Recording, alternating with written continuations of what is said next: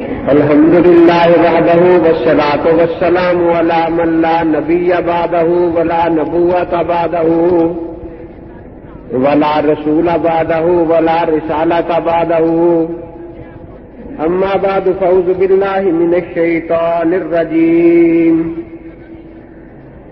بسم اللہ الرحمن الرحیم هو الذي بعث في الأميين رسولا منهم يتلو عليهم آياته ويزكيهم ويعلمهم الكتاب والحكمة وإن كانوا من قبل لفي ضلال مبين وآخرين منهم لما يلحقوا بهم وهو العزيز الحكيم ذلك فضل الله يؤتيه من يشاء واللہ ذو الفضل العظیم مثل الذین حملوا التوراة ثم لم يحملوها كمثل الحمار يحمل اسفارا بئس مثل القوم الذین كذبوا بآیات اللہ واللہ لا يهدي القوم الظالمین وقال رسول اللہ صلی اللہ علیہ وسلم لو كان الدين عند الثريا لتناوله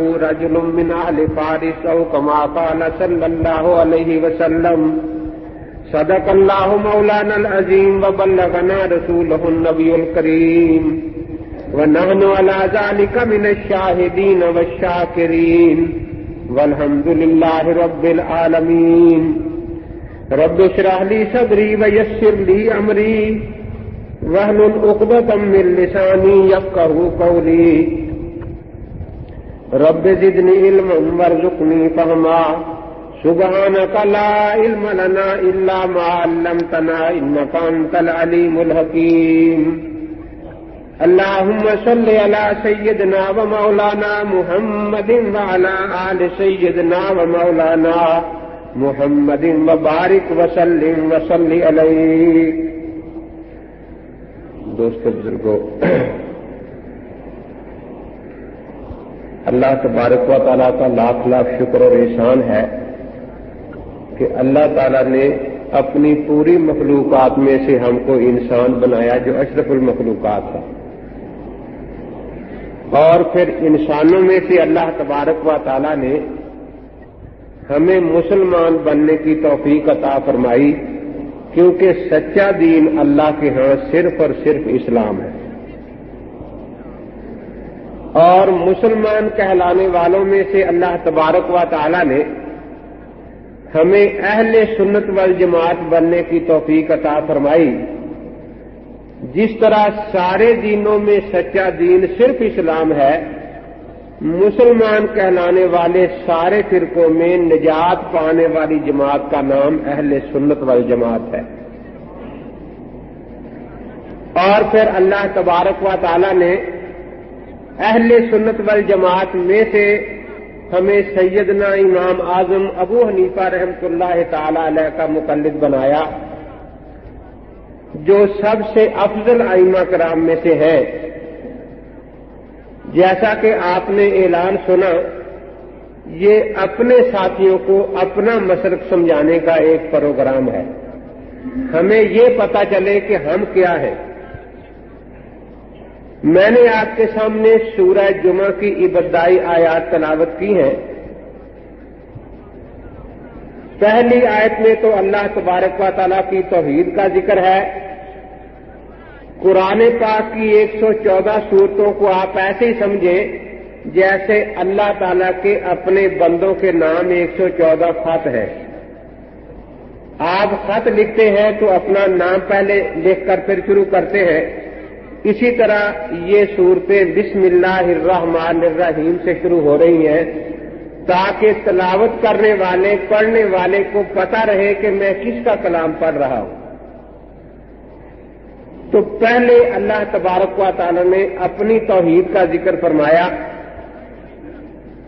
اس کے بعد حضرت محمد الرسول اللہ صلی اللہ تعالی علیہ وسلم کی رسالت کا ذکر فرمایا، تو والذی بعث فی الامیین رسولا منہم۔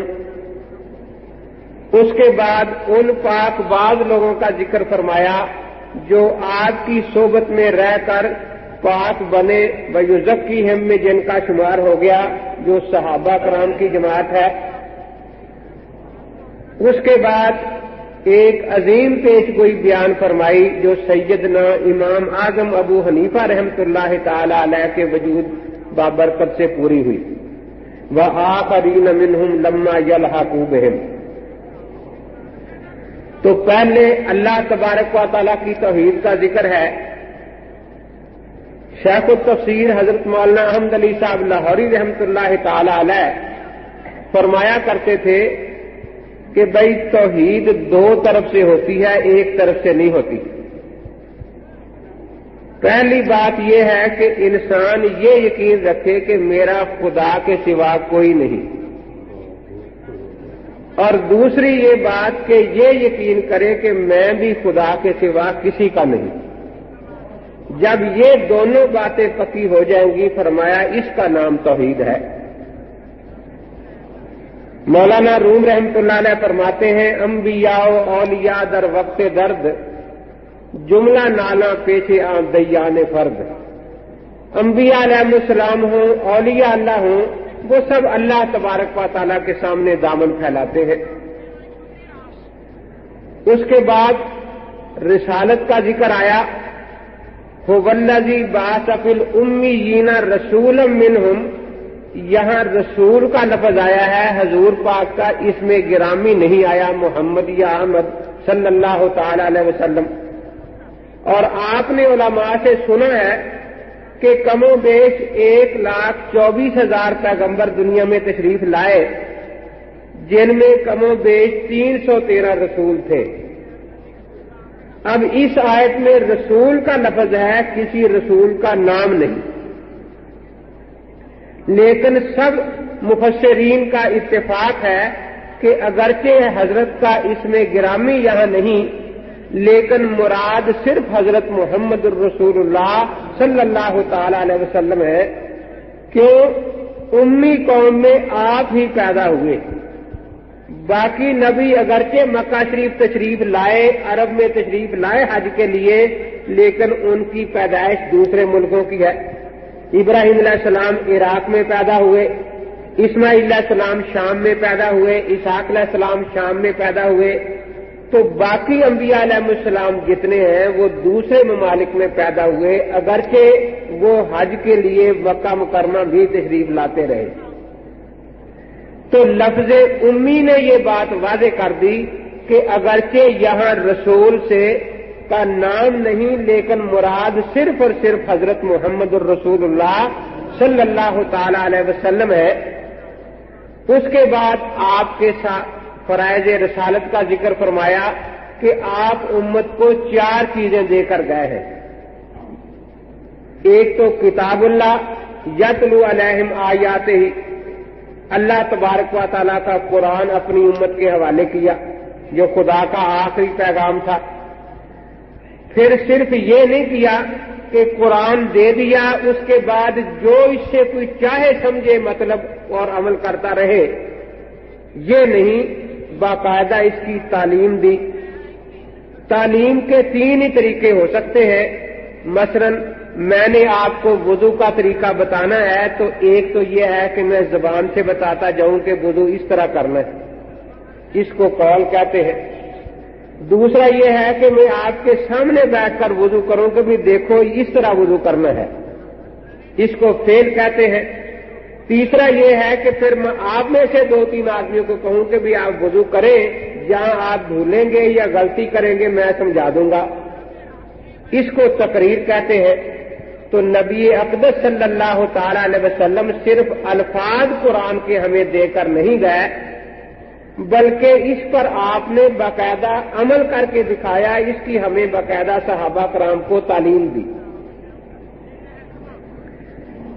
اس لیے جب تک نبی اقدس صلی اللہ تعالی علیہ وسلم کے اس عملی نمونے کو سامنے نہیں رکھا جائے گا، اس وقت تک قرآن پاک پر صحیح عمل نہیں ہو سکتا۔ مرزا قادیانی غلط آدمی تھا یا نہیں؟ کیا غلطی تھی؟ وہ بھی لوگوں کے سامنے قرآن کی آیتیں پڑھتا ہے۔ غلام احمد پرویز بھی قرآن کی آیتیں پڑھتا تھا۔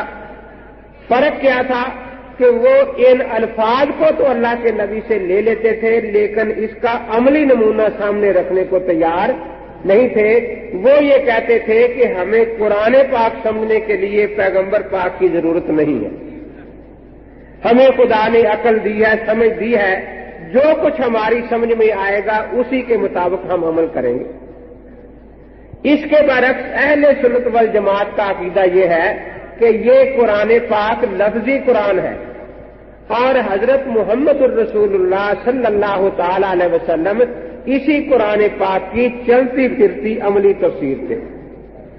ہم نے پڑھنا یہاں قرآن پاک میں ہے اقیم الصلاۃ, نماز قائم کرو, اور دیکھنا ہے کہ حضرت کیسے نماز ادا فرما رہے ہیں. آپ کی نماز یقیناً اسی آیت کی تفسیر ہے.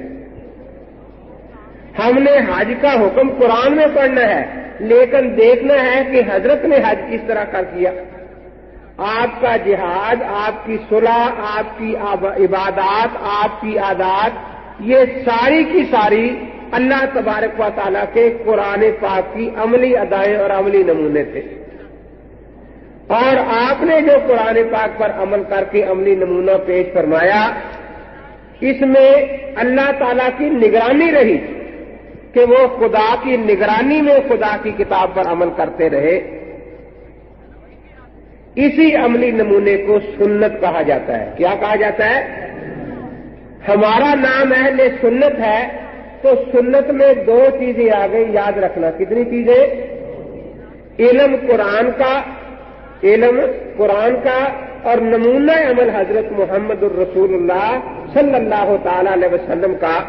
تو اہل سنت کا معنی بھی سمجھ آ گیا کہ اہل سنت وہ لوگ ہیں جو قرآن پاک کے مطابق زندگی گزارتے ہیں, اس پر عمل کرتے ہیں, لیکن قادیانی وغیرہ کی طرح اپنی مرضی سے غلط سلط ترجمے نہیں نکالتے, بلکہ جس طرح حضرت محمد الرسول اللہ صلی اللہ تعالی علیہ وسلم نے عمل کر کے دکھایا, اسی عملی نمونے کو سامنے رکھ کر قرآن پر عمل کرنے والوں کو اہل سنت کہا جاتا ہے. نبی اقدس صلی اللہ تعالی علیہ وسلم نے پھر تقریباً 1 لاکھ سے زائد صحابہ کرام کی تربیت فرمائی, اپنی سنت کے نمونے آگے اور مزید تیار کر دیے, کیونکہ قیامت تک آپ کا دین باقی رہنے تھا. صحابہ جب زیر تربیت تھے اور اس پر عمل کر رہے تھے, 2 نگرانیوں میں کر رہے تھے. اللہ تعالیٰ بھی ان کی نگرانی فرما رہے تھے اور حضرت محمد الرسول اللہ صلی اللہ تعالی علیہ وسلم کی ان کی نگرانی فرما رہے تھے. اللہ تعالیٰ کی طرف سے بھی یہی سرٹیفکیٹ ملا, رضی اللہ عنہم و رضوا عنہ, اللہ ان سے راضی ہے اور وہ اللہ تبارک و تعالیٰ سے راضی. اور جناب نبی اقدس صلی اللہ علیہ وسلم نے بھی یہی فرمایا کہ میرے صحابہ ستاروں کی مانند ہے, جس کے ساتھ چلو گے وہ تمہیں جنت میں لے جائے گا. اس پاک باز جماعت کی طرف نسبت کر کے ہم اپنے آپ کو والجماعت کہتے ہیں. کیا کہتے ہیں؟ اہل سنت والجماعت. اور یہ والجماعت کا لفظ ہمارے سوا کسی فرقے کے نام میں نہیں ہے. آپ کبھی نہیں سنیں گے کوئی کہتا ہو کہ میں اہل تشیع والجماعت ہوں, کوئی یہ کہتا ہو میں اہل قرآن والجماعت ہوں, کوئی یہ کہتا ہو میں اہل حدیث والجماعت ہوں. کوئی بھی یہ نہیں کہتا. کیوں؟ ہمارا ہی عقیدہ یہ ہے کہ اگرچہ خدا کو ماننے والے بہت سے مذہب دنیا دین موجود ہے, کوئی گاڈ کے نام سے مانتا ہے, کوئی پرماتما کے نام سے مانتا ہے, کوئی پرمیشور کے نام سے مانتا ہے, کوئی خدا کے نام سے مانتا ہے, کوئی اللہ کے نام سے مانتا ہے, لیکن ہمارا عقیدہ یہ ہے کہ جس طرح ماننے کا طریقہ ہمارے پاک پیغمبر نے بتایا ہے یہی صحیح طریقہ ہے, باقی سارے طریقے غلط ہیں. اسی طریقے سے حضرت محمد الرسول اللہ صلی اللہ تعالی علیہ وسلم کو ماننے کے کئی طریقے ہیں, لیکن ہم یہی کہتے ہیں کہ نبی پاک کو صحابہ میں بٹھا کر مانا جائے تو صحیح مانا جائے گا, ان کو صحابہ سے جدا کر کے مانا جائے تو وہ نہیں مانا جائے گا. ایک جگہ ایک دوست نے چٹ دی کہ میں تو محمدی ہوں, ابو بکری نہیں, میں تو صرف محمدی ہوں, عمری نہیں. میں نے کہا کہ سچا محمدی بننے کے لیے ابو بکری بننا ضروری ہے. सच्चा मोहम्मदी बनने के लिए उमरी बनना जरूरी है। हजरत ने खुद फरमाया कि निजात के लिए मा अना अलैहि व असहाबी, मेरा और मेरे सहाबा का तरीका जो है इस पर। जो शख्स रसूल पासम का कलमा पढ़ता है लेकिन अबू बकर को नहीं मानता, वो अब्दुल्ला बिन उबई जैसा मोहम्मदी तो बन सकता है लेकिन अब्दुल्ला बिन मसूद जैसा मोहम्मदी कभी नहीं बन सकता। वो यजीद जैसा मोहम्मदी तो बन सकता है लेकिन इमाम अबू हनीफा रहमतुल्लाह अलैह जैसा मोहम्मदी नहीं बन सकता। तो हम अहले सुन्नत के साथ वल जमात भी हैं। जब हम अपने आप को अहले सुन्नत कहते हैं तो मैंने बताया कि हमारी निस्बत किन के साथ कायम हो जाती है, जो सारे नबियों के सरदार हजरत मोहम्मद रसूलुल्लाह सल्लल्लाहु ताला अलैहि वसल्लम है। अब अगर कोई आदमी इस किस्म की बात करे कि ये हनफी नबी को नहीं मानते, अबू हनीफा को मानते हैं, तो गोया उसने अहले सुन्नत का माना ही नहीं जाना। हम अहले सुन्नत वल जमात हनफी है ना, सिर्फ हनफी नहीं। तो जब हमने अहले सुन्नत कहा तो ताल्लुक किन से जुड़ा? हजरत मोहम्मद रसूलुल्लाह सल्लल्लाहु ताला अलैहि वसल्लम से। बाद औक़ात ये भी कहा जाता है, एक आदमी मुझे कहने लगा कि अगर आपका बड़ा ही दिल चाहता था उम्मतियों को मानने को तो आप अबू बकर सिद्दीक को मान लेते, जरूर ही अबू हनीफा को मानना। देखो ना कैसा तासुर दिया जा रहा है कि गोया ये लोग अबू बकर को नहीं मानते। मैं पूछता हूं, आप अहले सुन्नत के साथ वल जमात है या नहीं? जब सहाबा की जमात को माना जाएगा तो सबसे पहले नंबर पर किसको माना जाएगा? दूसरे नंबर पर किसको माना जाएगा?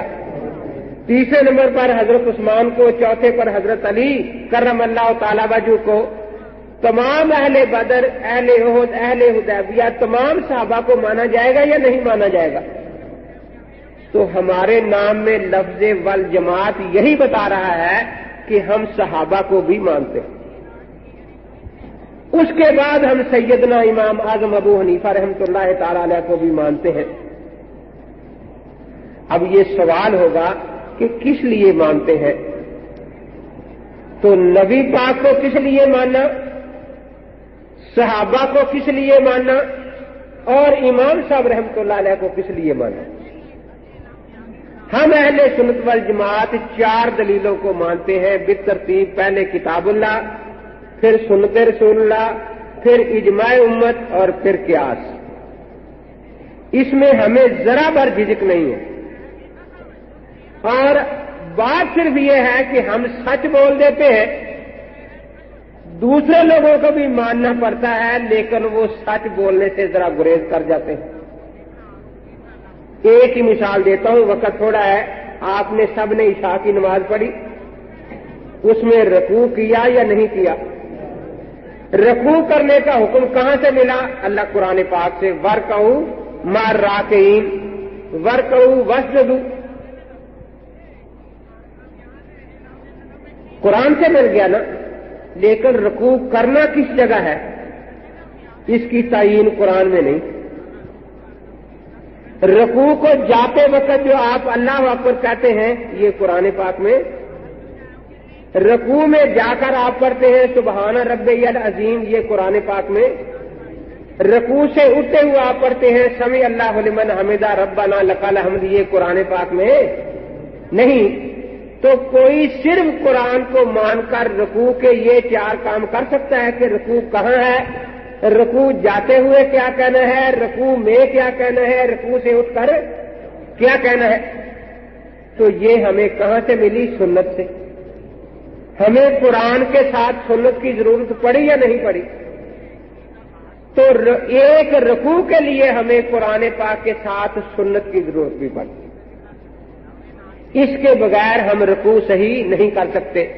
यही आप माशाल्लाह पढ़े लिखे आदमी शहर के हैं, एक बात आपसे पूछता हूं कि ये जो 4 बातें हैं जो सुन्नत से मिली, इन 4 को कुरान के खिलाफ कहा जाएगा या कुरान की वजाहत कहा जाएगा?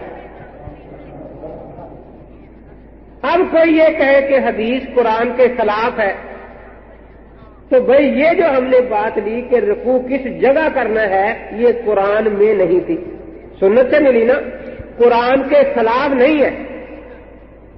یہ ہم نے جو اللہ اکبر جاتے ہوئے کہا، یہ قرآن کے خلاف، ایک ہوتا ہے قرآن کے خلاف ہونا، ایک ہوتا ہے قرآن سے زائد وضاحت ہونا۔ سنت اس کے زائد بیان کو کہتے ہیں، وضاحت کو کہتے ہیں، قرآن کی مخالفت کو نہیں کہتے۔ تو ایک فریق ہمارے ملک میں ہے جس نے اپنا نام اہل قرآن رکھا ہوا ہے، وہ بیچارے رات دن یہی تاثر دیتے ہیں کہ سنت قرآن کی مخالفت کا نام ہے۔ لیکن میں عرض کر رہا ہوں کہ یہ چاروں باتیں قرآن کی کسی آیت کے خلاف نہیں ہے، بلکہ ہم یہی کہتے ہیں کہ یہ قرآن کا بیان ہے، کیونکہ سنت کے بارے میں قرآن میں آ گیا کہ یہ قرآن کا بیان ہے، اگرچہ ہم یہ نہ بتا سکے کہ اللہ اکبر کس آیت کا بیان ہے، سبحان ربی العظیم کس آیت کا بیان ہے، لیکن ہم عمل اسی طریقے پر کر رہے ہیں کہ حضرت نے جو کچھ کیا وہ قرآن کے بیان کے طور پر ہی کیا۔ تو رکوع میں ہمیں قرآن کے بعد سنت کی ضرورت پڑی یا نہیں پڑی؟ اب اس کے بعد آپ نے جاتے ہوئے اکیلے جب مقتدی تھے، اللہ اکبر اونچی کہیں یا آہستہ کہیں؟ سبحان ربی العظیم اونچی آواز سے پڑھا یا آہستہ آواز سے؟ سمع اللہ لمن حمدہ ربنا لک الحمد اونچی آواز سے پڑھا یا آہستہ آواز سے؟ یہ آپ نے کہاں سے پڑھا؟ نہ قرآن میں ہے نہ سنت میں ہے۔ حدیث کی کتابیں اٹھا کر دیکھیں، حدیثیں خلاف ملیں گی اس کے۔ کوئی صحابی کہہ رہے ہیں کہ میں نے حضرت پاک کو رکوع میں فلاں تسبیح پڑھتے سنا اور یاد کر لی، دوسرا جب بھی سنے گا نا حضرت اونچی آواز سے پڑھیں گے، اگر حضرت آہستہ آواز سے پڑھیں گے تو دوسرا تو نہیں سن سکتا نا۔ اب جن صحابہ نے یہ تسبیحات روایت فرمائی ہے، انہوں نے اکثر یہی بیان کیا ہے کہ ہم نے حضرت سے سن کر یاد کی رکوع میں۔ تو اونچے پڑھنے کی روایت تو ملتی ہے، لیکن پوری امت آہستہ پڑھتی ہے، اور اس میں کوئی اختلاف نہیں کر رہا۔ اب یہ ہم نے کہاں سے لیا؟ تو یہ امت کے اجماع سے ہمیں ملا، کیونکہ پوری امت کا طرز عمل اسی طرح چلا آ رہا ہے۔ تو جو مسئلہ ہمیں امت کے اجماع سے ملا، یہ قرآن کے خلاف نہیں ہے، سنت کے خلاف نہیں ہے، بلکہ ایک زائد وضاحت ہے نا، اس کو خلاف کہنا یہ غلط ہے۔ اب چوتھا نمبر ہوتا ہے قیاس کا۔ قیاس کی ضرورت ہوتی ہے کہ قیامت تک کوئی نیا مسئلہ پیش آ جائے تو کتاب و سنت سے کس طرح حل کرنا ہے۔ اب آپ نماز میں رکوع میں گئے، رکوع میں کیا پڑھتے ہیں آپ؟ سبحان ربی العظیم، اور آپ نے ایک دم بھول کر پڑھ لیا سبحان ربی الاعلی۔ بھول جاتا ہے انسان یا نہیں بھولتا؟ اب یہ ایک نیا مسئلہ پیش آ گیا نا۔ اب سبحان ربی العظیم کی جگہ سبحان ربی الاعلی پڑھنے والے کی نماز کا کیا حکم ہے؟ دوبارہ نماز پڑھی جائے، سجدہ سہو کیا جائے، کیا کیا جائے؟ نہ قرآن پاک میں کہیں ہے، نہ کہیں سنت میں اس کا ذکر ہے صراحتاً، نہ ہی امت کے اجماع میں اس کا ذکر ہے۔ اب ملحد کسے کہتے ہیں؟ جس کو قاعدے یاد ہوں دین کے، جس طرح حساب دان اسے کہتے ہیں جس کو حساب کے قاعدے یاد ہوں۔ اب اس کا جواب ملحد نے کیسے دیا کہ بھئی دین کے قاعدوں سے ہمیں پتہ چلتا ہے کہ اگر فرض رہ جائے تو نماز باطل ہو جاتی ہے، دوبارہ پڑھنی پڑتی ہے، اگر واجب رہ جائے تو سجدہ سہو سے نقصان پورا کرنا پڑتا ہے، اور اگر سنت رہ جائے تو نہ سجدہ سہو کی ضرورت ہے، نہ نماز دوبارہ پڑھنے کی ضرورت ہے، نماز ادا ہو گئی، اس سنت کا ایک ثواب کم رہا۔ تو چونکہ سبحان ربی العظیم پڑھنا فرض نہیں تھا کہ اب اس نماز کو دوبارہ پڑھا جائے، واجب نہیں تھا کہ اب سجدہ سہو کیا جائے، یہ سنت تھا، اس لیے سجدہ سہو کرنے کی ضرورت نہیں۔ اب اس چوتھے مسئلے کی ضرورت بھی ہمیں پڑتی ہے یا نہیں پڑتی؟ کھڑے ہو کر کبھی الحمد کی جگہ آتا یا شروع کرتے دوسرے کا ایسا ہوتا رہتا ہے یا نہیں ہوتا؟ अत्ताहियात गा के अलग शरीफ पढ़ना शुरू कर दिया, ऐसा हो जाता है या नहीं होता? ऐसे जो मसाइल पेश आया करते हैं उनके हल का क्या तरीका है, आइम्मा मुजतहिदीन इन मसाइल को हल करते हैं। अब पहली जो बातें थी दोनों, नमाज रुकू वाली वो किताबुल्लाह से मिली ना, और 4 बातें अगली, इसमें हम अपने आप को अहले सुन्नत कहलाते हैं। और ये कि हम आहिस्ता पढ़ते हैं सब कुछ, इसमें वल जमात कहलाते हैं। हनफी हम इस मसले में कहलाते हैं कि अगर सुबहाना रब्बियल अजीम की जगह सुबहाना रब्बियल आला पढ़ लिया तो भाई अब क्या हुक्म है। हमें जिद नहीं है, अगर कोई दोस्त ये हुक्म हमें कुरान से दिखा दे या सुन्नत से दिखा दे इसके खिलाफ तो हम छोड़ दें, लेकिन साथ ये बात वाज़ेह है कि ये हुक्म कुरान और सुन्नत में कहीं मौजूद नहीं है।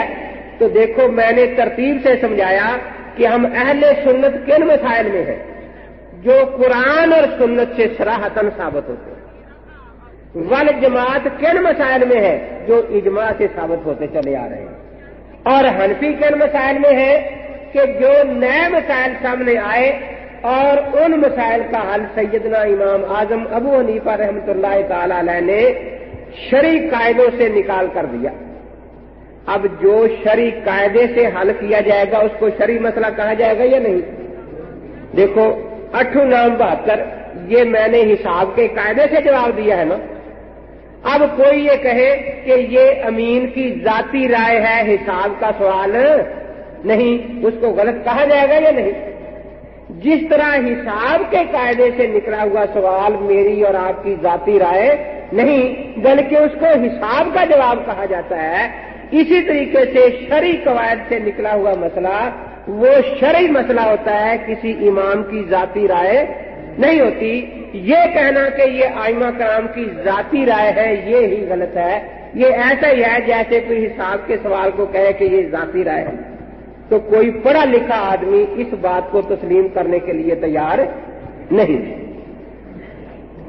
तो यहां हम अहले सुन्नत वल जमात हनफी है, तो अल्लाह के नबी पाक की तरफ निस्बत करके हमने अहले सुन्नत कहा।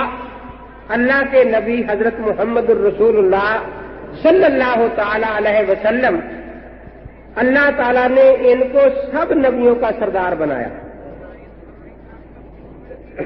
और ऐसा ऐलान इनसे करवाया जो पहले किसी पैगंबर ने नहीं किया था। आप जलसे तकरीरें सुनते रहते हैं, मौलवी साहब 4 घंटे भी बात करें ना तो आखिर खत्म किस पर होता है कि भी बहुत सी बातें रह गई हैं फिर से। अंबिया अलैहिस्सलाम की सीरत में भी यही मिलता है। एक ही हस्ती है जो बात को पूरा करके गई है, वो है हजरत मुहम्मद रसूलुल्लाह सल्लल्लाहु अलैहि वसल्लम। ऐलान करके गए हैं अल यौम अकमलतु लकुम दीनकुम व अतममतु अलैकुम निअमती व रज़ीतु लकुमुल इस्लाम दीना। किसी और पैगंबर ने दीन की तकमील का ऐलान नहीं फरमाया, ये ऐलान सिर्फ और सिर्फ हजरत मुहम्मद रसूलुल्लाह सल्लल्लाहु ताला अलैहि वसल्लम ने फरमाया। वक्त थोड़ा है वरना मैं कुछ तफसीर करता। मूसा अलैहिस्सलाम जा रहे तो यही फरमा रहे हैं कि खुदावंद सईद से उस पर तुलू हुआ और फरौन की चोटियों से जलवा घर होगा, 10,000 की दूसरी उसके साथ होंगे, तो वो आने वाले के इंतजार में छोड़कर जा रहे हैं। ओल्ड टेस्टामेंट अहदनामा कदीम की आखिरी किताब हुकूक नबी की किताब है, वो भी अहद के रसूल का तज़किरा कर रहे हैं कि अहद का रसूल आने वाला है। अहद का मतलब क्या? वो रसूल जिसके लिए खुदा ने सारे नबियों से अहद लिया कि उनकी मदद करेंगे। उसके बाद ईसा अलैहिस्सलाम आते हैं, न्यू टेस्टामेंट में अहद जदीद जिसे कहते हैं, वो भी ये फरमाते हैं कि जो मेरे बाद आता है मैं उसकी जूती का तस्मा खोलने के लायक नहीं। लेकिन हजरत मुहम्मद रसूलुल्लाह सल्लल्लाहु अलैहि वसल्लम दीन की तकमील का ऐलान करके गए हैं। अब किसी और के आने की जरूरत बाकी नहीं रही। तो जिनकी तरफ निस्बत करके हम अपने आप को अहले सुन्नत कहते हैं, वो पैगंबर है जिन्होंने तकमीले दीन का ऐलान किया। किस चीज का ऐलान किया? اور جن صحابہ کرام کی طرف ہم نسبت کر کے اپنے آپ کو والجماعت کہتے ہیں، قرآن پاک نے ذکر کیا سورہ نور میں لَيُمَكِّنَنَّ لَهُمْ دِينَهُمُ الَّذِي ارْتَضَىٰ لَهُمْ، کہ ان کے زمانے میں خدا کا پسندیدہ دین دنیا میں مضبوطی کے ساتھ جم جائے گا، ناقص ہو جائے گا۔ ان کے ذریعے دین کی تکمیل ہوئی، صحابہ کے ذریعے دین کو تمکین نصیب ہوئی، مضبوطی سے جم گیا، نفاذ کیا گیا اس دین کا دنیا میں۔ اور سیدنا امام اعظم ابو حنیفہ رحمۃ اللہ علیہ کے ذریعے کون سا کام ہوا؟ دین کی تدوین۔ کون سا کام ہوا؟ نمازیں صحابہ پڑھتے تھے یا نہیں پڑھتے تھے؟ لیکن نماز کا طریقہ لکھا ہوا کہیں نہیں ملتا تھا، وضو کا طریقہ تفصیل سے لکھا ہوا کہیں نہیں ملتا تھا۔ سیدنا امام اعظم ابو حنیفہ رحمۃ اللہ علیہ نے نبی پاک کی سنت کو محفوظ کرا دیا، تو امام صاحب کے ذریعے کون سا کام ہوا؟ تدوین دین۔ کون سا کام ہوا؟ جس طرح حضور پاک کی تکمیل کا ذکر ہے، صحابہ کرام کے تمکین کا قرآن میں ذکر ہے، اس طرح امام صاحب کے بارے میں بھی قرآن پاک میں پیش گوئی موجود ہے۔ وَآخَرِينَ مِنْهُمْ لَمَّا يَلْحَقُوا بِهِمْ، پہلے امیین کا لفظ ہے نا، امیین کہتے ہیں اہل عرب کو، کن کو کہتے ہیں؟ آخرین کا مطلب ہوا کہ اہل عرب سے باہر بھی اللہ تعالیٰ دین کے خادم پیدا فرمائے۔ جب یہ آیت کریمہ نازل ہوئی تو صحابہ نے خود نبی اقدس صلی اللہ علیہ وسلم کی خدمت میں عرض کیا کہ حضرت یہ کن لوگوں کا تذکرہ ہے؟ فرمایا اگر میرا دین اٹھ کر ثریا ستارے تک بھی چلا جائے، کہاں تک چلا جائے، تو اہل فارس میں ایسا آدمی پیدا ہوگا جو میرے دین کو مکمل شکل میں لوگوں کے سامنے پیش کرتے۔ وَتَنَاوَلَهُ رَجُلٌ مِّنْ أَهْلِ فارس، تناول کا لفظ آپ رات میں استعمال کرتے ہیں کہ آئیے جی کھانا تیار ہے، تناول فرما لیجیے۔ کس وقت آپ کہتے ہیں؟ جب اس کی تیاری کے پورے کام مکمل ہو جائے، اب سوائے کھانے کے اور کوئی کام باقی نہیں رہا، وہ دین کو اتنی تحقیق کر کے پیش کر دے گا کہ پھر کسی نئی تحقیق کی ضرورت باقی نہیں رہے گی۔ اب صرف اور صرف عمل ہی باقی رہ جائے گا کہ بھئی یہ محقق بات ہے، اس پر اب عمل کرنا آپ کا کام رہ گیا ہے۔ تحقیق کے سارے مراحل جو ہیں وہ طے ہو چکے ہیں۔ اسی کو دوسری طرح سمجھے، قرآن پاک نے حضور پاک کو آفتاب ہدایت فرمایا نا، سراجا منیرا، آفتاب ہدایت، اور حضرت پاک نے صحابہ کو نجوم ہدایت، ہدایت کے ستارے فرمایا ہے نا۔ تو جب ہم نے اہل سنت کہا تو نسبت آفتاب ہدایت سے قائم ہوئی، جب ہم نے والجماعت کہا تو نسبت نجوم ہدایت سے قائم ہوئی۔ اب ان نجوم تک پہنچنے والا ثریا تک وہ کون ہے؟ تو خود رسول اقدس نے اس کی وضاحت فرما دی کہ وہ اہل فارس میں سے ایک آدمی ہونے والا۔ نبی اقدس کے دین کو 4 ائمہ نے مرتب فرمایا، جیسے خدا کے قرآن کی قراتوں کو 7 قاریوں نے مرتب فرمایا، نبی پاک کی سنت کو 4 ائمہ نے مرتب فرمایا۔ ان چاروں میں سے امام مالک رحمۃ اللہ علیہ بھی عرب کے اسد ہی کئی قبیلے کے ہیں، وہ آخرین میں شامل نہیں ہے۔ امام شافعی رحمۃ اللہ علیہ عرب کے مطلبی قبیلے سے ہے، وہ بھی آخرین میں شامل ہے نہیں ہے۔ امام احمد بن حنبل رحمۃ اللہ علیہ عرب کے شیبانی قبیلے سے ہے، وہ بھی آخرین میں شامل ہے۔ تو ایک ہی امام ہے سیدنا امام اعظم ابو حنیفہ رحمۃ اللہ تعالی علیہ، جو اس پیش گوئی کے مصداق ہیں۔ یہی وجہ ہے کہ صرف حنفی نہیں، باقی لوگ بھی یہی تسلیم کر رہے ہیں۔ یہ قرآن پاک جس وقت میرے ہاتھ میں ہے، شاہ صاحب تقسیم کر رہا ہے پوری دنیا میں، اس کا اردو ترجمہ ان کی مہر لگی ہوئی ہے۔ سورہ جمعہ میں جو آیت میں تلاوت کر رہا ہوں، وآخرین منہم لما یلحقوا بہم، اس پر لکھا ہے حق تعالیٰ نے اول عرب پیدا کیے اس دین کو تھامنے والے، پہلے عرب والوں نے دین کی خدمت کی، پیچھے عجم میں ایسے کامل لوگ اٹھے۔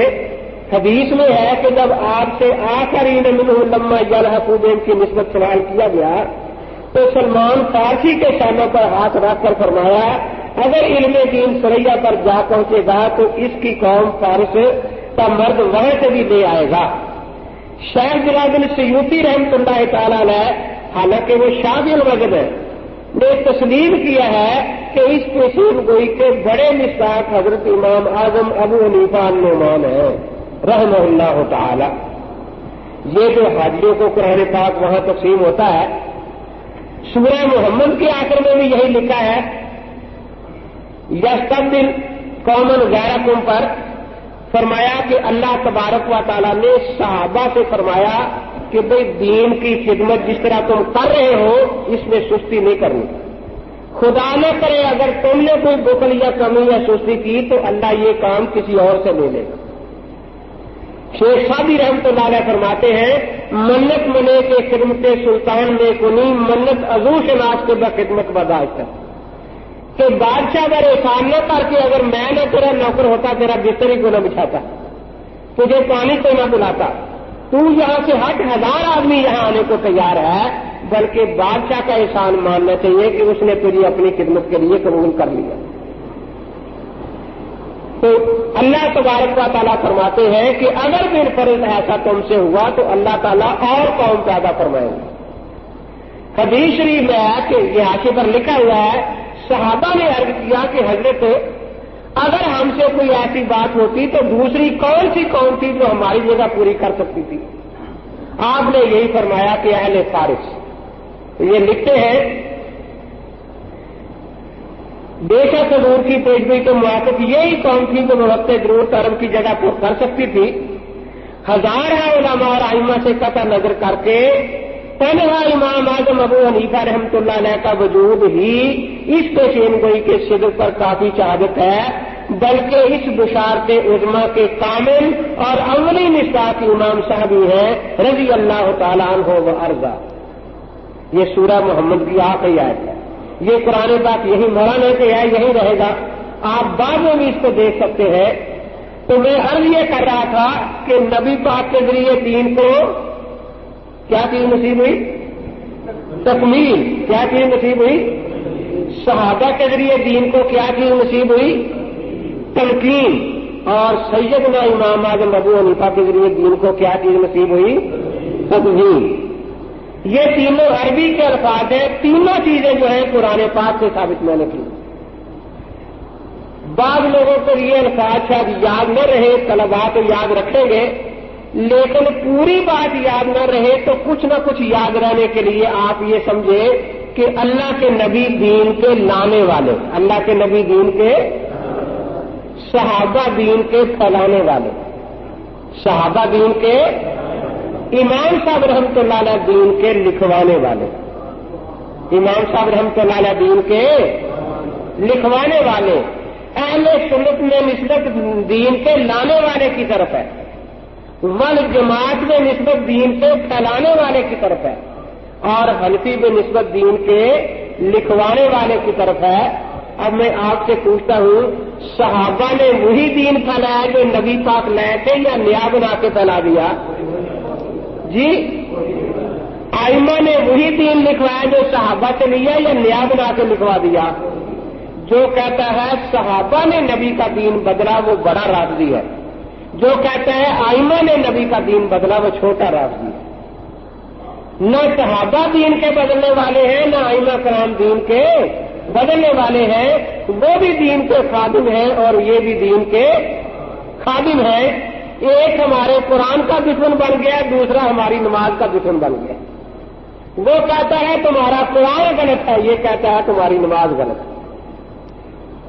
حالانکہ قرآن بھی متواتر اور نماز بھی متواتر۔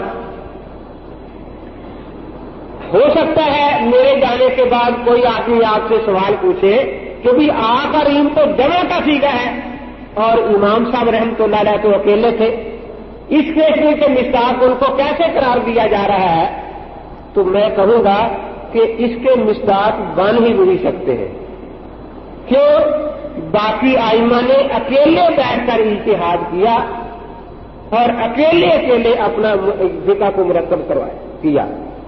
इमाम साहब रहमतुल्लाह ताला अलैह ने अकेले नहीं किया, बल्कि पहले एक जमात पूरी तैयार की मुजतहिदीन की, और उनके साथ मिलकर दीन की तदबीर फरमाई। उनकी तादाद कमोबेश भी होती रही, 40 तक का जिक्र किताबों में मिलता है, जिनमें बड़े बड़े आइम्मे हदीस भी थे, बड़े बड़े आइम्मे लुगत भी थे, बड़े बड़े आइम्मे इज्तिहाद भी थे। वो सारे मिलकर इस पर गौर करते थे। इमाम वकील ने जर्राह रहमतुल्लाह अलैह सियासिता के मरकजी रावियों में से हैं। सियासिता की कोई किताब उनकी अहादीस से खाली नहीं। वो जब हदीस का पढ़ाते तो काला काला रसूलुल्लाह सल्लल्लाहु अलैहि वसल्लम के बाद काला अबू हनीफा कहकर इमाम साहब उस हदीस की तशरीह भी सुनाते। एक दिन एक शख्स ने कहा कि आप हमें काला रसूलुल्लाह पढ़ाएं, काला अबू हनीफा की हमें क्या जरूरत है। इमाम वकील रहमतुल्लाह अलैह ने फरमाया कि काला रसूलुल्लाह पढ़कर अमल करना मकसूद है या सिर्फ तलावत करनी मकसूद है। अगर अमल करना मकसूद है तो समझ के बाद अमल होगा ना, तो उसको समझना भी चाहिए ना। तो इमाम साहब ने हमें हदीस ही का मतलब समझाया है ना। तो उसने ये कहा अख्ता अबू हनीफा से खता हुई। इमाम वकील रहमतुल्लाह अलैह ने फरमाया कि ये बात दुरुस्त है कि नबी के बाद कोई मासूम नहीं होता, लेकिन इमाम साहब के बारे में ऐसा कहना ये कम इल्मी की दलील है, क्योंकि इमाम साहब अकेले नहीं थे, उनके साथ आइम्मा लुगत, आइम्मा क़ियास बहुत से लोग बैठते थे, और सब मिलकर जब फैसला करते थे तो फिर गलती का इम्कान अन्नादिर कल मादूम हो जाता है। इसको बिल्कुल आम है मिसाल में समझे। आपके यहां रमजान मुबारक में तरावी में कुरान पाक खत्म होता है, सही पढ़ा जाता है या गलत? सही पढ़ा जाता है। आप सारे हाफिज हैं, आपको क्या पता सही पढ़ा जाता है या नहीं? तो एक कहते सामने पीछे खड़ा कर लिया जाता है कि अगर ये भूल जाए तो सामने उसको बता दे। एक सामने पीछे खड़ा हो जाए तो यकीन होता है कि कुरान सही पढ़ा जा रहा है, हो जाता है या नहीं? और अगर दो सामने खड़े हो तो यकीन बढ़ जाएगा ना। और अगर 40 हाफिज पीछे लुकमा देने वाले खड़े हो तो फिर यकीन और बढ़ जाएगा या नहीं? अब वो 40 हाफिज तो तारीफ कर रहे हैं कि माशाअल्लाह कारी साहब कुरान बहुत सही और बहुत अच्छा पढ़ते, और एक अनपढ़ बाजार में शोर मचा रहा है कि सारा कुरान गलत पढ़ा, सारा कुरान गलत पढ़ा। उसे किसी ने पूछा कि भी तुझे कुरान याद है? कहते बिस्मिल्लाह याद नहीं। कि तुझे कैसे पता लगा गलत पढ़ा? वो हाफिज तो सारे कहते हैं कि सही पढ़ा, और तुझे बिस्मिल्लाह भी नहीं आती, तू शोर मचा रहा है कि गलत पढ़ा। तो क्या कोई अक्लमंद आदमी उस शख्स की बात मानने को तैयार होगा? जो उसकी बात मानता है उसे खुद अपनी अकल का इलाज करवाना चाहिए। तो बाकी हजरात ने अलग अलग बैठकर अपनी फिक्र मुरत्तब की, अकेले अकेले इमाम साहब ही हैं जिन्होंने जमात और शुराई शक्ल में इसको मुरत्तब फरमाया। इसलिए जमा का सीगा इस्तेमाल हो सकता है तो इन्हीं के लिए इस्तेमाल हो सकता है, और किसी के लिए इस्तेमाल नहीं हो सकता। तो हम अहले सुन्नत वल जमात हनफी हैं। ये इसके बारे में मैंने वजाहत की कि अहले सुन्नत क्यों कहलाते हैं? अल्लाह के नबी पाक को मानते हैं, वो दीन को लाने वाले हैं। वल जमात क्यों कहलाते हैं? हम सहाबा को मानते हैं, वो दीन के। जिस तरह दीन का लाना दीन का बहुत बड़ा मकसद है, दीन को फैलाना भी इसका बहुत बड़ा मकसद है या नहीं? दीन का नफाज खुलाफाए राशिदीन के जरिए हुआ या नहीं हुआ? यकीन है ना। एक बात चलता चलता चाहता हूं, अल्लाह तबारक व तआला ने खुलाफाए राशिदीन की ये विरासत अहनाफ को अता फरमाई है। किनको अता फरमाई है? क्यों? नफाज इस्लाम के लिए जितने भी सलातीन इस्लाम तारीख में गुजरे हैं सारे हनफी थे। दौलत अब्बासिया है, सारे काजी और इसके खतीब इस दौर के हनफी थे। تقریباً 400 ساڑھے 400 سال اس کا زمانہ رہا ہے۔ اس وقت میں آپ سے پوچھتا ہوں، مکہ شریف دنیا میں تھا یا نہیں تھا؟ مدینہ شریف دنیا میں تھا یا نہیں تھا؟ اس وقت بھی مکہ شریف برحق تھا یا نہیں تھا؟ مدینہ شریف برحق تھا یا نہیں تھا؟ سارے ائمہ، قاضی، خطبا سب کے سب اہل سنت والجماعت حنفی تھے۔ عباسیوں کے بعد سلجوقی آئے، کٹر حنفی، تقریباً 200 سال ان کا دور رہا۔ میں کسی کو برا نہیں کہتا، لیکن اتنا عرض کروں گا کہ دولت عثمانیہ میں تاریخیں اٹھا کر دیکھے، حج کے امیر حنفی، ائمہ مساجد حرمین شریفین کے حنفی، 450 سال کے پورے زمانے میں تاریخ سے ایک حوالہ کوئی دکھا دے کہ امام نہیں، خطیب نہیں، کوئی خاص روز مکے کی گلی کا غیر مقلد گزرا ہو۔ تاریخی حوالہ چاہیے ہمیں۔ 200 سال سے سلجوقی دور ہے، 200 سال خوارزمیوں کا دور ہے۔ اس 400 سال میں بھی وہاں 4 مسلح جو انہوں نے قائم کیے، حنفیوں نے خود، حنفی، شافعی، مالکی، حنبلی، 5واں کوئی مسلح وہاں نہیں تھا۔ اس زمانے میں مکہ شریف تھا یا نہیں؟ جی، ایک وہ دوست مجھے کہنے لگا، اللہ کا شکر ہے پہلے 4 مسلح تھے، اب 1 ہو گیا۔ میں نے کہا یہ 4 تھے، آپ کا اس وقت بھی نہیں تھا، اور جب 1 ہوا تو آپ کا اس وقت بھی، جب 4 تھے اس پر بھی تراویح 20 ہی پڑھی جاتی تھی، جب 1 ہے اس پر بھی تراویح 20 ہی پڑھی جا رہی ہے، تو بھی آپ کو اس سے زیادہ آپ کا تو اس وقت تھا نا آج۔ تو یہ جو نفاذ کیا سلجوقی خوارزمی حکومتوں نے دین کا، کیا یہ خلافت راشدہ کی وراثت ہے یا نہیں؟ اس کے بعد تقریباً 450 سال دولت عثمانیہ رہی ہے، جس کو ترکی خلافت کہا جاتا ہے۔ حنفی اور 4 قاضی انہوں نے مقرر کیے، حنفی، شافعی، مالکی، حنبلی۔ 450 سال تقریباً ان کا زمانہ ہے۔ سارے قاضی ان مذاہب اربعہ کے تھے۔ کسی ایک عدالت کا چپراسی غیر مقلد ہو، ہمیں آج تک تاریخ میں حوالہ نہیں ملا۔ قاضی تو خدا چپراسی کو غیر مقلد رکھا۔ تو اب اس سارے دور میں مکہ شریف تھا یا نہیں؟ مدینہ شریف تھا یا نہیں؟ وہ 4 مذاہب کے آج حنبلی مذہب۔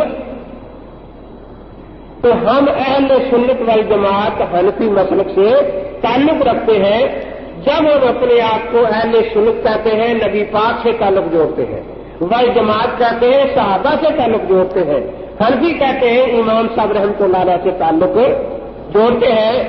نبی سارے برحق، کہہ دو نبی سارے برحق، لیکن ہمارے نبی سب سے افضل۔ دلائل تو بہت سے ہیں، ایک دلیل عرض کرتا ہوں۔ صحابہ نے خود حضرت پاک سے ایک دن پوچھا کہ عیسائی کہتے ہیں عیسیٰ علیہ السلام افضل، یہودی کہتے ہیں موسیٰ علیہ السلام افضل۔ حضرت نے فرمایا کہ اللہ نے یہ شان مجھے عطا فرمایا ہے کہ حضرت دلیل کیا ہے؟ فرمایا وہ ایک قوم کے نبی تھے، میں ساری دنیا کا نبی بن کے آیا ہوں۔ دیکھو عقل بھی مانتی ہے۔ ایک آدمی نے ایک شہر میں 2 مسجدیں تعمیر کرائی، جتنے لوگ اس میں نمازیں پڑھیں گے، جتنا ان کو ثواب ملے گا اس کو بھی ملے گا یا نہیں ملے گا؟ اور دوسرے آدمی نے ہر ملک میں مسجد تعمیر کروائی، تو اس کا ثواب زیادہ ہوگا یا نہیں ہوگا؟ دنیا کے جس ملک میں امام صاحب کی تدوین کے مطابق نماز پڑھی جا رہی ہے، جتنا ثواب ان سارے نمازیوں کو ملتا ہے، امام صاحب کو پہنچ رہا ہے یا نہیں پہنچ رہا؟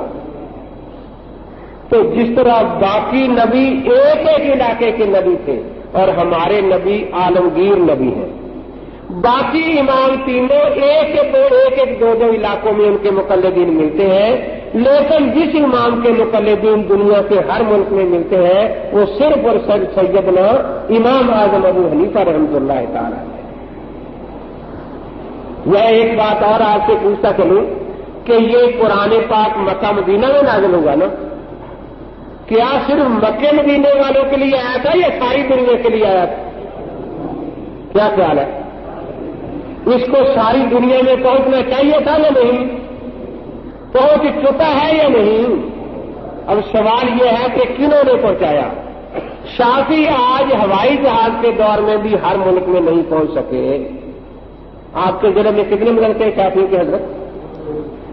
مالکی آج ہوائی جہاز کے دور میں بھی اگر آپ کو کہیں نظر آئیں گے تو آپ کی تبلیغی جماعت کے ساتھ ایک آدھ چلتا پھرتا نظر آئے گا، لیکن ان کے مدارس آپ کے علاقوں میں نہیں ہے۔ حنبلی آج ہوائی جہاز کے دور میں اور حکومت پر ہوتے ہوئے بھی ہر ملک میں اپنے مدرسے قائم نہیں کر سکے۔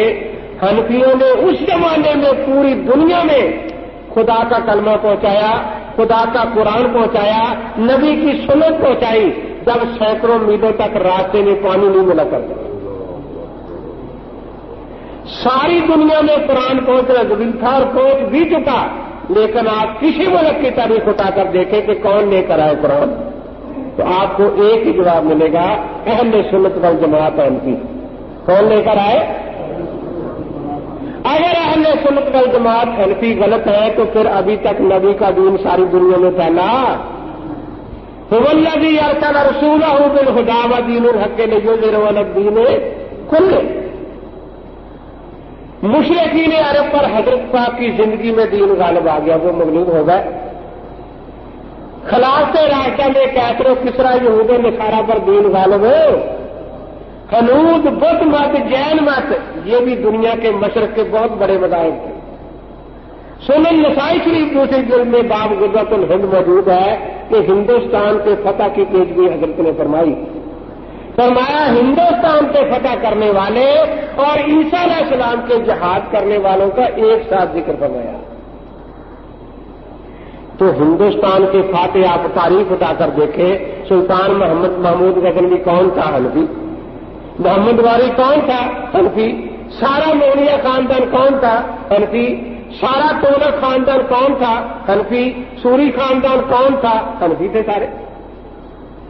تو جن کے بارے میں یہ پیش گوئی، جیسے ہم یہ کہتے ہیں کہ بیت المقدس کے فتح کی پیش گوئی حضرت فاروق اعظم رضی اللہ عنہ کے ہاتھ پر پوری ہوئی، نبی کا معجزہ بھی ظاہر ہوا اور حضرت عمر کی صداقت بھی ثابت ہوئی، تو فتح ہند جو ہے اور فتح سندھ، اس کی پیش گوئی حنفیوں کے ہاتھوں پر پوری ہوئی، خدا کے پیغمبر کا معجزہ بھی ظاہر ہوا اور حنفیت کی صداقت بھی۔ اور میں تاریخی حقیقت عرض کر رہا ہوں کہ تاریخ میں یہ حقیقت ہے کہ ایک 4 انگل زمین بھی، 4 انگل صحابہ کے منکرین نے کافروں سے چھین کر کبھی اسلامی حکومت میں شامل نہیں کی۔ حدیث کے منکرین نے 4 انگل زمین بھی، تاریخ نہیں بتاتی کہ کافروں سے چھین کر اسلامی حکومت میں شامل کی ہو۔ فقہ کے منکرین نے 4 انگل زمین بھی، کافروں سے چھین کر اسلامی حکومت میں شامل نہیں کی۔ یہ جو 1200 سال تک دنیا میں اسلامی حکومت کا غلبہ رہا، وہ صرف اور صرف حنفیوں کی وجہ سے۔ تو جس طرح دین کا لانا اور اس کا پھیلانا آپ کے مقاصد میں تھا، دین کے نفاذ میں خلفائے راشدین کے وارث حنفی، دین کے پھیلانے میں پاک پیغمبر کے وارث حنفی ہیں۔ دنیا کے ہر کونے میں حنفی پہنچے اور انہوں نے جا کر کالا کالا رسولوں کی گونج ساری دنیا میں پہنچائی۔ اب بعض حضرات کی طرف سے عجیب و غریب سوالات ہوتے ہیں۔ میں کراچی میں بیٹھا تھا، 100 پڑھے لکھے آدمی آ گئے، جن میں وکیل تھے، 1-2 کوئی پروفیسر تھے، آ کر بیٹھ گئے کہ مول صاحب ہم سخت پریشان ہیں۔ میں نے کہا اللہ بچائے پریشانی سے،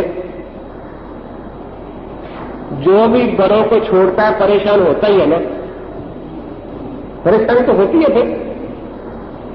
تو میں نے کہا یہی پریشانی جو ہے بڑوں کو چھوڑنے کے بعد، اسی پریشانی سے قادیانی پیدا ہوا ہے، بڑوں سے دین نہیں سمجھانا، اسی سے سارے فتنے پیدا ہوتے ہیں۔ اللہ آپ کو محفوظ رکھے، کیوں پریشان ہے؟ بڑا اختلاف ہو گیا جی، ان کا کہاں 4 امام ہے، 4، ان کا اچھا کہاں ہے؟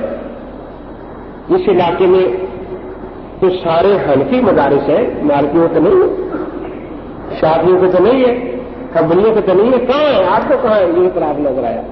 تو کسی اور جگہ ہوں گے تو میرے ساتھ وہ لوگ پریشان ہو، آپ کو کیا پریشانی؟ یہاں تو ایک ہی مسلک ہے نا، نہیں بھی ہے کیوں تھا کہیں ہو؟ میں نے کہا میں نے تو خیر نہیں بنایا وہ، لیکن آپ پڑھے لکھے آدمی کچھ سوچ سمجھ کے فیصلہ کر کے آئے ہوں گے نا کہ جی ہاں، ان کا کیا کہ 4 کو چھوڑ دو۔ اچھا پھر جلدی نہ کرنا ذرا، یہ کیوں؟ میں نے کہا یہ 4 کا اختلاف ہے نا، اور کو قرآن کی قراتوں میں 7 کا اختلاف ہے، 7 کاریوں کا اختلاف ہے نا، تو 7 کا اختلاف زیادہ ہے یا 4 کا زیادہ ہے؟ تو بھی پہلے ان 7 کو چھوڑو تاکہ قرآن چھوڑنے کے پہلے اماموں بیچاروں کی باری بعد میں آئے گی نا، پہلے تو ائمہ قرات کی باری آئے گی۔ اب جب میں نے پوچھا کہ وہ قرات، کہتا جی ہمیں تو ایک ہی قرات آتی ہے، تو میں نے کہا یہاں مذہب بھی تو ایک ہی ہے، 3 دوسرے 3 ہے ہی نہیں، اگر آپ کو 7 سے ایک ہی آتی ہے تو یہاں ایک ہی مذہب ہے، اور تو ہے ہی کوئی نہیں۔ ابھی کسی حدیث میں آیا ہے کہ ساری عمر امام ابو حنیفہ کی تقلید ہی کرنا؟ میں نے کہا آپ نے خود مانا کہ ہمیں ایک ہی قرات آتی ہے، تو کسی حدیث میں آیا کہ ساری عمر قاری آدم کوفی کی قرات ہی پڑھنا؟ وہ حدیث آپ دکھا دیں اور اس کی ہم سے دیکھ لیں، آخر وہاں آپ نے کیسے فیصلہ کیا کہ 7 قراتوں میں سے آپ ایک قرات پر ساری عمر قرآن پاک کی تلاوت کر رہے ہیں؟ یہی شافعی تقسیم کر رہا ہے کہ جی ہمیں آتی ایک ہے۔ میں نے کہا یہاں مسئلے کی ایک ہے، بات ختم ہوئی کہ جی اگر 4 مذہب ہیں تو ایک مذہب کی تقلید کرنے سے 4تھا ایسا دین ملے گا نا، پورا تو نہیں ملے گا نا۔ میں نے کہا جب 7 قراتیں ہیں تو ایک قرات پر قرآن پڑھنے سے 7واں ایسا قرآن پڑھا جائے گا نا، پورا تو نہیں پڑھا جائے گا۔ کہتا نہیں کہ پورا پڑھا جائے گا۔ میں نے کہا کیسے؟ کہ ایک قرات پر تو پورا پڑھ لیا نا۔ تو میں نے کہا وہاں بھی ایک امام نے پوری سنت مرتب کی ہے نا۔